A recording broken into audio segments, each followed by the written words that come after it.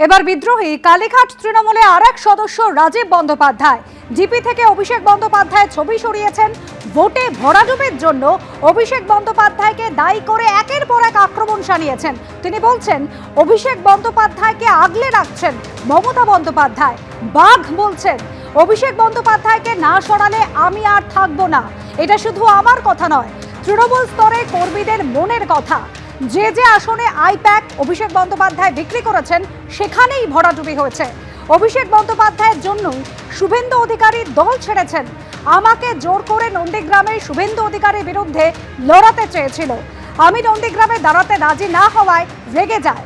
আমার সঙ্গে শুভেন্দু অধিকারীর সম্পর্ক খারাপ করতে চেয়েছিল। দলের ভরাডুবির জন্য এভাবেই অভিষেক বন্দ্যোপাধ্যায়কে দায়ী করে আক্রমণ শানিয়েছেন রাজীব বন্দ্যোপাধ্যায়।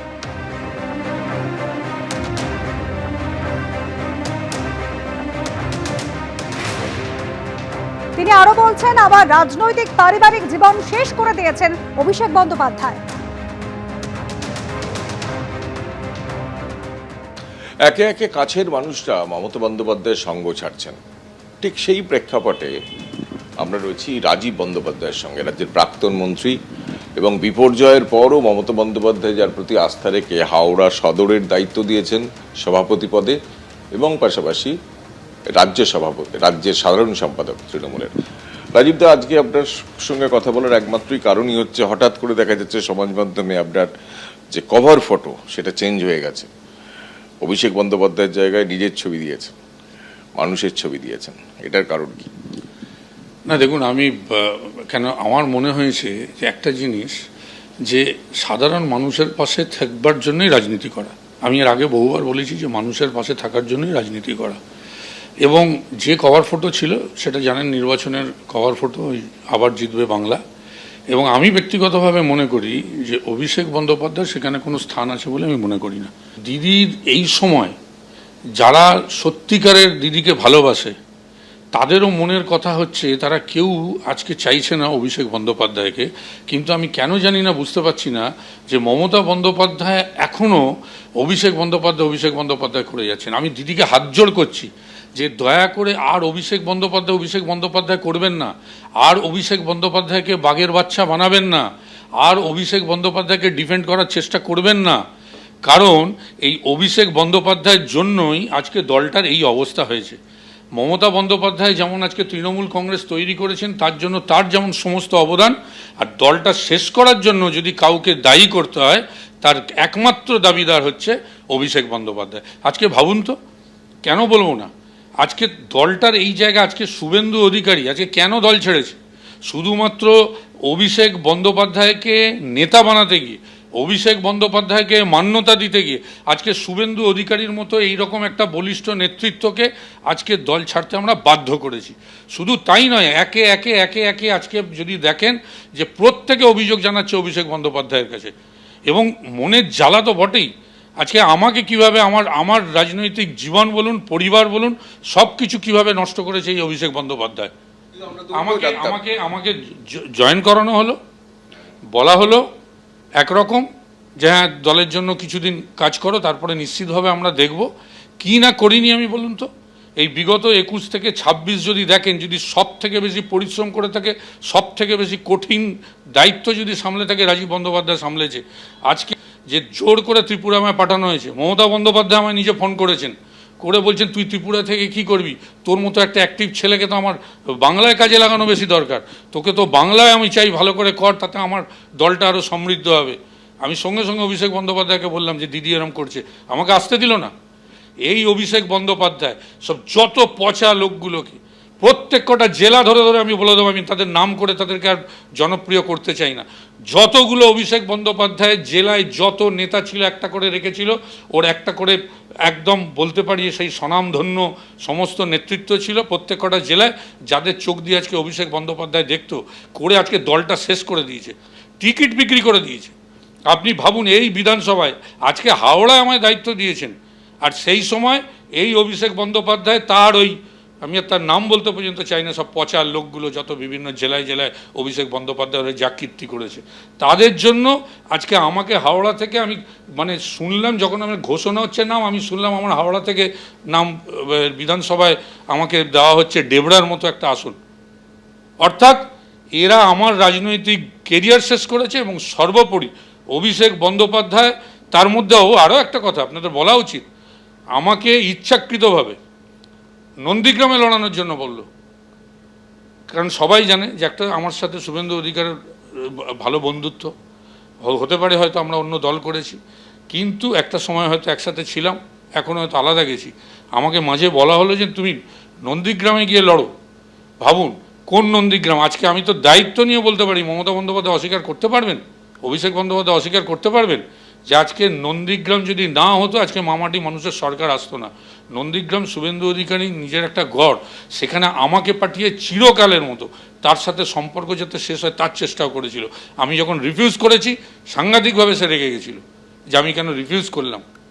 আজকে এই অভিষেক বন্দ্যোপাধ্যায়কে তো যুবর দায়িত্ব দেওয়ার জন্য এই শুভেন্দু অধিকারীর সঙ্গে শুভেন্দু অধিকারীকে তাড়িয়ে দেওয়া হয়েছিল। আগে অন্য কাউকে করা হলো যাতে লাইনটা পরিষ্কার করা যায়। আজকে শুভেন্দু অধিকারী, আমি তো বলবো বরঞ্চ আজকে ভালো হয়েছে, সাপে বড় হয়েছে যে আজকে শুভেন্দু অধিকারী রাজ্যের মুখ্যমন্ত্রী হয়েছে, তার যোগ্যতা ছিল, সে রাজ্যের মুখ্যমন্ত্রী হয়েছে। দিদি একদিন আমার সামনে অভিষেককে বলছে, আমি তো রাজীবকে চেয়েছিলাম হাওড়ায় দে, তোরা আইপ্যাক মিলে এটা ঠিক করেছিস। এবং দেখুন যতগুলো ও আর আইপ্যাক মিলে টিকিট বিলি করেছে, বিক্রি করেছে, বিলি বলবো না, বিক্রি করেছে, এত টাকা দিয়ে করতে হবে নিশ্চিত হবে। কি হয়েছে, আপনি কতগুলো ক্যান্ডিডেটের নাম আমি বলে দেবো, তারা ক্যান্ডিডেট হওয়ার যোগ্য? কার কথায় ক্যান্ডিডেট হয়েছে? এসব প্রশ্ন আসবে না আগামী দিনে। এবং সেই জায়গা থেকে দাঁড়িয়ে আজকে এই দলের ভরাডুবির জন্য কেউ দায়ী না, একজনই দায়ী, তার নাম হচ্ছে অভিষেক বন্দ্যোপাধ্যায়। যেহেতু আপনি এখনো অফিসিয়ালি কালীঘাট তৃণমূলে আছেন, অফিসিয়ালি বলছি, কারণ হচ্ছে আপনি তৃণমূলের মানে কালীঘাট তৃণমূলের, জানি না আজকে আমি এই মন্তব্য করার পরে মমতা বন্দ্যোপাধ্যায়ের যদি এখনো অভিষেক প্রীতি থাকে তাহলে হয়তো আমাকে এই দল থেকে তাড়িয়ে দেবেন। কিন্তু আমি এখনো মনে করি আমি কর্মীদের কথা, সাধারণ মানুষের কথা, বাংলার মানুষের কথা বলেছি, তার জন্য উনি যা দণ্ড দেবেন আমি নেব। অভিষেক বাঘের বাচ্চা। আজকে মমতা বন্দ্যোপাধ্যায় মাথায় হাত না দিলে কে অভিষেক বন্দ্যোপাধ্যায়কে চিনত? আজকে মমতা বন্দ্যোপাধ্যায়ের আশীর্বাদ ছিল বলে অভিষেক বন্দ্যোপাধ্যায়, যদি মমতা বন্দ্যোপাধ্যায়ের ওই আশীর্বাদ আমায় দিত আমি মনে করি ওর থেকে অনেক বড় নেতা হতে পারতাম। অভিষেক বন্দ্যোপাধ্যায়ের বিরুদ্ধে এত ক্ষোভের কারণ কি? আর দুই হচ্ছে মমতা বন্দ্যোপাধ্যায় এর পরেও তাকে আগলে রাখার কারণ কি? দুটো প্রশ্ন। 100টা সিট বিধানসভার, আপনারা খোঁজ নিয়ে দেখুন না যে কারা কারা কোথা কোথা থেকে কীভাবে সব টিকিট পেয়েছে। যাদের যোগ্যতা নেই, কিছু অর্থের বিনিময়, কোথাও কাউকে তোষামত করে, কোথাও অন্য কোনো বিনিময়ে তারা বিভিন্ন জায়গায় টিকিট পেয়েছে। আর সেই সমস্ত সিটগুলোতে সব থেকে বেশি বিপর্যয় হয়েছে, সব থেকে বেশি বিপর্যয় হয়েছে, আর্থিক লেনদেনও হয়েছে। দলে শুধু তাই নয়, কে কোথায় নেতা হবে। আপনি সব যুব নেতাগুলো বিভিন্ন জায়গায় যারা সব বিভিন্ন দায়িত্ব সামলেছে, বিভিন্ন সংগঠনের যারা মাথা হয়েছে, আমি তো মনে করি বহু জায়গায় এরকম নেতাদের স্থান দেওয়া হয়েছে যাদের নেতৃত্ব দেওয়ার মতো ক্ষমতা নেই। এমন এমন সব নেতৃত্ব হয়েছে যারা কেউ এক একজন বড় বড় তোলাবাজ, যাদের সম্বন্ধে বহু অভিযোগ রয়েছে। এমন এমন নেতৃত্ব হয়েছে যারা এক এক সময় অন্য রাজনৈতিক দল করেছে, হারমাদের তাকমা পেয়েছে, কাউকে বাড়ি থেকে বার করে দিয়েছে, কাউকে গলায় কোপ মেরেছে। এসব আর আমি নাম বলতে চাই না। এগুলো ছিল সব অভিষেক বন্দ্যোপাধ্যায় সব এক একটা রত্ন জেলায় জেলায়। এইসব জেলার রত্নগুলোকে দেখেই তো আজকে বাংলার মানুষ মনে করেছে এরা যদি তৃণমূল কংগ্রেসের রত্ন হয় তাহলে এই তৃণমূল কংগ্রেস মমতা বন্দ্যোপাধ্যায়ের তৃণমূল কংগ্রেস হতে পারে না, এটা মামাটি মানুষ হতে পারে না, যার কারণ আজকে তাদের বিরুদ্ধে ভোটটা দিয়েছে। একটা সময় আমাকে বলা হতো চার্টার্ড ফ্লাইটে আমি গেছি বলে। আজকে চার্টার্ড ফ্লাইট কী অবস্থা দেখিয়ে দিচ্ছে। তো বোধহয় মানে সাধারণ বেড়াতে গেলেও বোধহয় চার্টার্ড ফ্লাইট, আড্ডা মারতে গেলেও চার্টার্ড ফ্লাইট। আজকে এই সমস্ত প্রশ্ন আসবে না। এখন মমতা বন্দ্যোপাধ্যায় হয়তো তার স্নেহের জন্য করছেন, কিন্তু মমতা বন্দ্যোপাধ্যায়ের বোঝা উচিত যে তৃণমূল কংগ্রেসের তৈরি যখন তিনি করেছিলেন তখন এই অভিষেক বন্দ্যোপাধ্যায় কেউ ছিল না। এবং এই অভিষেক বন্দ্যোপাধ্যায়কে আজকে নেতা বানাতে গিয়ে আজকে ওনার সাথেও যারা রয়েছে তারাও কিন্তু অভিষেক বন্দ্যোপাধ্যায়ের বিরুদ্ধে মুখ খুলছে।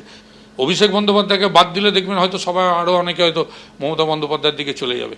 কিন্তু এখন মমতা বন্দ্যোপাধ্যায়কে বুঝতে হবে যে আমি দলের কর্মীদের বক্তব্যকে মান্যতা দেবো, দলটা যাতে আগামী দিনে ঠিক মতো চলে সেই ব্যবস্থা করব, দলকে ঐক্যবদ্ধ রাখবো, দলকে প্রতিষ্ঠা করব, না অভিষেক বন্দ্যোপাধ্যায়কে প্রতিষ্ঠা করব, তাকে আবার বাঘ বানাবো।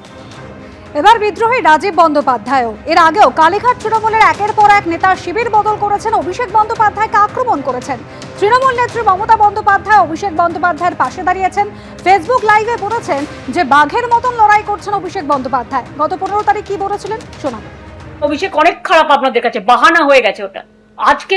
আজকে আমি যখন ফেসবুক করছি সেদিনও ডেকে পাঠানো হয়েছে, 25টা 30টা কেস দেওয়া হয়েছে। সে তো সহ্য করছে, একটু সেটিং করে নিলে সব থেকে রিলিফ হতে পারতো। আজকে আপনারা বলছেন যে অভিষেক হচ্ছে আপনাদের আয়না, তাই আপনারা চলে যাচ্ছেন, এটা আপনাদের বাহানা। সে আজকে লড়ে যাচ্ছে বাঘের মতো, এরাই লড়বে। তার কারণ এরা 50 বছর আগামী দিন রাজনীতি করবে। আর কালীঘাট তৃণমূল ছেড়ে এবার ঋতব্রত শিবিরে তাপস চট্টোপাধ্যায়। বিরোধী দলনেতার ঘরে গিয়ে দেখা করলেন তাপস চট্টোপাধ্যায়। বিদ্রোহী শিবিরে যোগ দিয়ে অভিষেক বন্দ্যোপাধ্যায়কে নিশানা করেছেন প্রাক্তন বিধায়ক। যুব নেতা অনুমোদন দিলেই অভিষেক বন্দ্যোপাধ্যায়ের সঙ্গে যোগাযোগ করা যেত। দলে অসম্মানিত হচ্ছিলাম। ঋতব্রত বন্দ্যোপাধ্যায়ের সঙ্গে দেখা করে তীব্র আক্রমণ শানিয়েছেন রাজারহাট নিউ টাউনের প্রাক্তন তৃণমূল বিধায়ক তাপস চট্টোপাধ্যায়। দলের এখন সিদ্ধান্ত যারা কাজ করবেন তারা বিষয়টা বাইরে থেকে প্রার্থী যাকে কেউ চেনে না, এসব প্রার্থী যা বলেছেন আমাদের বিধানসভাতে অ্যাকচুয়ালি আমরা সব আমাদের সিদ্ধান্ত নেওয়ার জন্য আরেকজন ছিলেন, তিনি ব্যাপারটা এটা করবেন। আসলে দেখুন, আমরা রাজনীতি করতে গেলে ভুলভ্রান্তি হয় না, আমি বলবো কখনো ভুলভ্রান্তি হয়নি। এখন ওইটা যদি কেউ বলেন আমি তার সঙ্গে একমত, কিন্তু দলে যে একটা পলিটিক্যাল লাইফ, সাংগঠনিক লাইফ, অর্গানাইজেশন সেন্স, সেটা আমাদের যেটা বললো যে কালেকটিভ আলোচনা, এটা খুবই অভাব হচ্ছে। আমি নিজেও ধরুন কোনো কথা বলতেই যাবো, চিফ মিনিস্টারের ঘরে সে ঘরের মতো সুযোগ থাকবে। অভিষেক বন্দ্যোপাধ্যায়কে ফোন করলে, সে ফোন কেউ করলে সে আমাদের এখানে একটা যুব নেতা, তিনি যদি অ্যাপ্রুভ করতেন তবে সেটা ধরা হবে। আমাদের রাজনৈতিক লড়াইটা করতে হবে, রাজনৈতিক লড়াইটা করতে গেলে যেটা দরকার হচ্ছে সবাই মিলে ঐক্যবদ্ধতা থাকে, সেটা ধরা গেছে কালেকটিভ। ভুবন ভ্রমিয়া শেষে আমি এসেছি তোমারই দেশে। বিভিন্ন দলে তাপসদার সঙ্গে আমার অত্যন্ত ভালো সম্পর্ক। এখন সরকার যেভাবে তাকে হারানো হয়েছে, জোর করে হারানো হয়েছে, কাউন্টিং লুট করে হারানো হয়েছে, এবং তারপরেও দেখেছি পুলিশ যেভাবে তার সঙ্গে দুর্ব্যবহার করছে, ভিডিওগুলো দেখেছেন, হয়তো সেই চাপটা সামলাতে পারেননি। সেই কারণে এরা তো পুলিশ প্রশাসন দিয়ে চাপ দিয়ে দৃষ্টিকটু কাজকর্ম করে, পুলিশ গিয়ে বলে দিচ্ছে অমুক জায়গায় যান, পুলিশ গিয়ে বলে দিচ্ছে অমুকের সঙ্গে কথা বলুন। এখানে তো রাজনীতি হচ্ছে না, তো পুলিশ প্রশাসন দিয়ে হচ্ছে। ফলে যারা দমটা ধরে রাখতে পারছেন তারা থাকছেন, যারা দমটা ধরে রাখতে পারছেন না তারা সেই জায়গাটা আত্মসমর্পণ করে দিচ্ছেন। তৃণমূল দলটা উঠে গেলেই বাংলার মঙ্গল, সমাজের মঙ্গল। ওই দল থাকা উচিত না, এবং মমতা অভিষেকের সঙ্গে থাকা যায় না বলেই সেটা কেউ আগে বুঝেছে, কেউ পরে বুঝেছে। সেক্ষেত্রে আমি কতটা খাঁটি, কতটা সঠিক, কতটা ঠিক, সেটা নিশ্চয়ই আজকে সবাই উপলব্ধি করছে, বুঝছে যে এই ভদ্রমহিলার সঙ্গে থাকা যায় না, ওই দলের সঙ্গে থাকা যায় না। যদি কারুর মানুষের কাজ করার, সততার সঙ্গে, নিষ্ঠার সঙ্গে যদি কারুর মানুষের কাজ করার ইচ্ছা থাকে, তাহলে সে মমতার সঙ্গে, অভিষেকের সঙ্গে এবং তৃণমূলের সঙ্গে থাকতে পারে না। কালীঘাট তৃণমূলে ভাঙন কিন্তু অব্যাহত 21শে জুলাইয়ের আগে। তাপস চট্টোপাধ্যায়ের আগে বিধানসভার বিরোধী দলনেতার ঘরে গিয়ে পৌঁছলেন বনগাঁ উত্তরের প্রাক্তন বিধায়ক বিশ্বজিৎ দাস। বিরোধী দলনেতার ঘরে আজ দেখা গেল বিশ্বজিৎ দাসকেও। বিরোধী দলনেতার ঘরে গিয়ে তাকে তার নেতা বলেও সম্বোধন করলেন বিশ্বজিৎ দাস। ঋতব্রত বন্দ্যোপাধ্যায় রাজ্যের বিরোধী দলনেতা তার ঘরে এলেন, এবং দেখা যাচ্ছে আপনাকে কি বলবেন নতুন কি তৃণমূল নয়, আমি তো তৃণমূলের ঘরে এসেছি। 15 বছর আগে খুব যাতায়াত ছিল, 15 বছর সরকারে ছিলাম বলে এই ঘরে আসিনি। আবার এই যে লিডার, আমার অপোজিশন লিডার, তার সঙ্গে আসবেটা স্বাভাবিক। আপনি কালীঘাট যাচ্ছেন? আমি তৃণমূল কংগ্রেসটাই করছি না, কালীঘাটে মমতা বন্দ্যোপাধ্যায়ের বাড়িতে যাচ্ছেন না, মানে ডাকার কোনো দেখেছেন কাউকে হঠাৎ করে যাওয়া? আমি তো ওরকম যাইও না।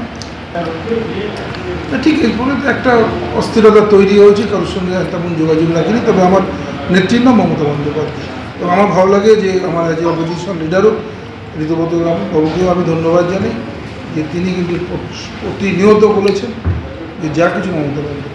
সবাই অভিষেক বন্দ্যোপাধ্যায়ের যে আচরণ, সেটা কোনোভাবেই মেনে নেওয়া যাচ্ছিল না, এবং ভোটের পরেও আপনিও কি সহমত তাতে?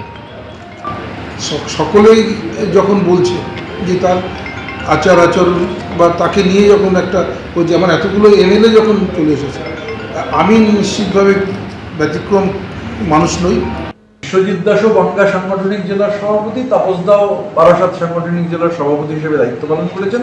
আমরা আমাদের কালেকটিভ, এখানে অরূপদা বিপ্লবদা রয়েছেন, আমরা নিজেদের মধ্যে একটু আলোচনা করে আমরা আগামীকাল আপনাদের জানাবো। আমাদের যে কালেকটিভ, এটা যৌথ কালেকটিভ, সেই কালেকটিভে তাপস চট্টোপাধ্যায়, বিশ্বজিৎ দাস তারা এসেছেন, তাদের স্বাগত। এখানে আমাদের পার্টির অল ইন্ডিয়া চেয়ারপারসন, আমাদের যে national working committee, all India Trinamool কংগ্রেসের যিনি চেয়ারপারসন, শ্রী অরূপ রায় উপস্থিত রয়েছেন। অরূপদা যেহেতু অত্যন্ত প্রাজ্ঞ মানুষ, আমাদের রাজ্যের সভাপতি বিপ্লবদা ছিলেন একটু আগে, বিপ্লবদা রয়েছেন, তো বিপ্লবদা অরূপদা এরা যেহেতু সিনিয়র, আমাদের অভিভাবক, তারাও ধরুন মনিটরিং করছেন গোটা ব্যাপারটা। এবিপি আনন্দ, এগিয়ে থাকে, এগিয়ে রাখে।